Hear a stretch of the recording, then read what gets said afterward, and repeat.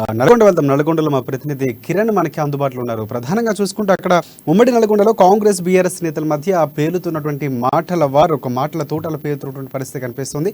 ఎన్నికలు మరికొన్ని నెలల్లో సమీపిస్తున్న నేపథ్యంలో ఇప్పటి నుంచే మాటల యుద్ధాలు అయితే జరుగుతున్న పరిస్థితి ప్రధానంగా కాంగ్రెస్ నేతలంతా ముక్కు నేలకు రాయాలన్నటువంటి మంత్రి జగదీష్ రెడ్డి వ్యాఖ్యలు చూసుకుంటే కేసీఆర్కు క్షమాపణ చెప్పాలని మంత్రి జగదీష్ రెడ్డి అలాగే మండలి చైర్మన్ గుత్తా సుఖారెడ్డి చెప్పినటువంటి పరిస్థితి కనిపిస్తుంది. అధికార పార్టీ నేతల మాటలకు కౌంటర్ ఇచ్చినటువంటి భట్టి ఎంపీ వెంకటరెడ్డి కూడా వారికి ధీటుగానే సమాధానం ఇచ్చినటువంటి పరిస్థితి. ఇలాగా బాహాబాహిగా పోటీలు పడుతున్నటువంటి పరిస్థితి పార్టీల మధ్య కనిపిస్తుంది. దీనిపై పూర్తి అప్డేట్స్ కిరణ్ చెప్పండి.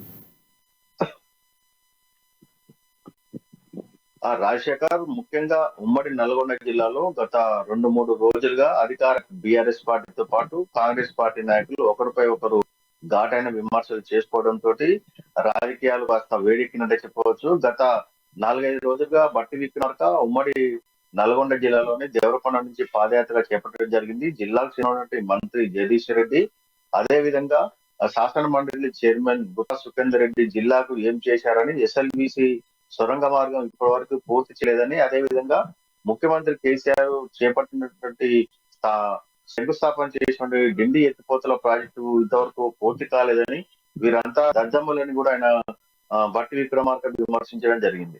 అయితే దీనిని దృష్టిలో పెట్టుకొని శాసన మండలి చైర్మన్ గుత్తా సుఖేందర్ రెడ్డి, అదే విధంగా మంత్రి జగదీశ్వర్ రెడ్డి ప్రెస్ మీట్లు పెట్టి మరి కాంగ్రెస్ నాయకులను ఎద్దేవా చేయడం జరిగింది. గత వైఎస్ రాజశేఖర రెడ్డి హయాంలో ఉమ్మడి నల్గొండ జిల్లాకు ఎలాంటి న్యాయం జరగలేదని, అదే విధంగా కాంగ్రెస్ నాయకులంతా ఏదైతే 9 ఏళ్ల పరిపాలనలో రాష్ట్రం సుభిక్షంగా ఉందని, లక్షలాది ఎకరాలకు సాగునీరు అందిస్తున్నామని, ఉమ్మడి నల్గొండ జిల్లాలో కాలువల ద్వారా చివరి ఆయకట్టు వరకు నీళ్లు అందిస్తుంటే వీళ్లకు కళ్ళు కనబడడం లేదా అని హెచ్చరించడంతో పాటు ముఖ్యమంత్రి కేసీఆర్ కు ఈ నాయకులంతా కాంగ్రెస్ నాయకులంతా క్షమాపణ చెప్పాలని, ఢిల్లీ వరకు కూడా వీళ్ళంతా ముక్కు నేలకు రాయాలని ఘాటుగా విమర్శలు చేయడం జరిగింది.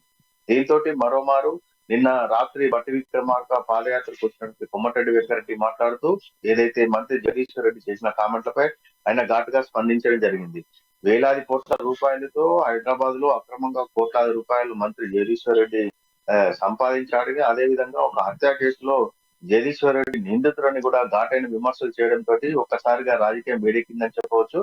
ఇటు ఒకరిపై ఒకరు, ఇటు కాంగ్రెస్ బీఆర్ఎస్ పార్టీ నాయకులు ఒకరిపై ఒకరు బుద్ధ జల్లుకుంటూ ఒకరిపై ఒకరిని విమర్శించుకుంటూ చేస్తున్న ఈ వ్యాఖ్యల పట్ల తీవ్ర దుమారం అయితే లేస్తుంది.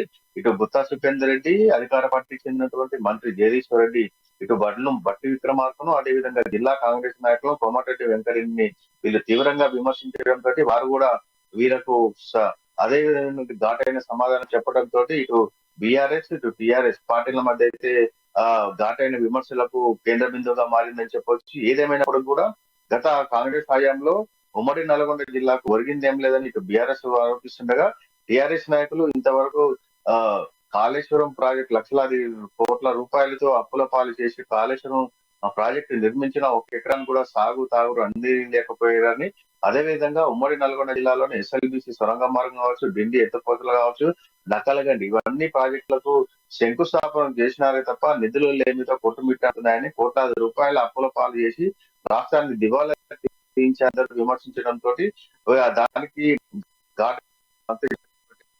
తీవ్ర అయితే లేకుంది.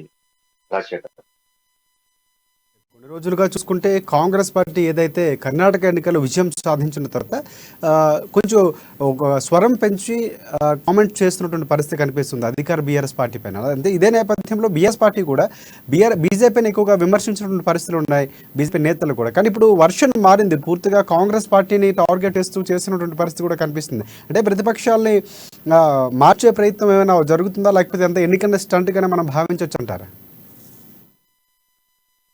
ఏదైతే విజయం సాధించిన తర్వాత ఇటు కాంగ్రెస్ నాయకులు కూడా ఈ యొక్క ఏదైతే బీఆర్ఎస్ పార్టీతో పాటు రాష్ట్రంలో తెలంగాణలో ఉన్నటువంటి అన్ని పార్టీలను కూడా వీరంతా కూడా విమర్శించడం రావడం జరుగుతుంది. మరో 6 నెలల్లో తెలంగాణలో ఎన్నికలు ఉన్న నేపథ్యంలో వీరందరూ కూడా ఒక ఘాటైన విమర్శలు చేస్తూ అధికార పార్టీకి చెందిన నాయకుల యొక్క కబ్జాలు కావచ్చు, భూదందాలు కావచ్చు, అదేవిధంగా పైరవీలు, అదేవిధంగా అక్రమంగా సంపాదించిన ఆస్తుల చిట్టా విప్పుతో రోజుకో రకంగా అధికార పార్టీ నాయకులు చేసిన అక్రమాలపై వారంతా కూడా తీవ్రంగానే ప్రతిఘటిస్తున్నారు. ఈ నేపథ్యంలో ఈ ఇటు ఉమ్మడి జిల్లా వ్యాప్తంగా కాకుండా తెలంగాణ వ్యాప్తంగా కూడా ఇటు బీఆర్ఎస్ కాంగ్రెస్ నాయకుల మధ్య అయితే ప్రతి చోట ఏదో ఒక రోజు ఏదో ఒక చోట ఆ జిల్లాలకు చెందినటువంటి నాయకుల పైన ఆ జిల్లాకు చెందినటువంటి నాయకులు విమర్శలు కొనసాగిస్తూనే ఉన్నారు.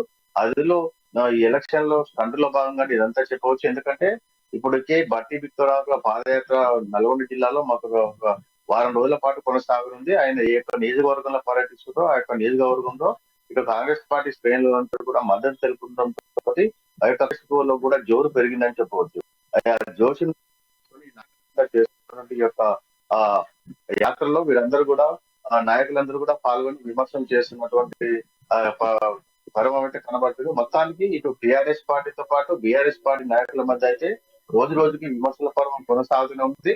మరొక ఎలక్షన్ లో వచ్చే వరకు కూడా ఈ యొక్క విమర్శల పరంపర కొనసాగే అవకాశంతో పాటు ఈ కాంగ్రెస్ పార్టీ నాయకులు మాత్రం అధికార పార్టీకి చెందినటువంటి అన్నింటిని మాత్రం ఎత్తి చూపే ప్రయత్నాలు అయితే కొనసాగుతాయి.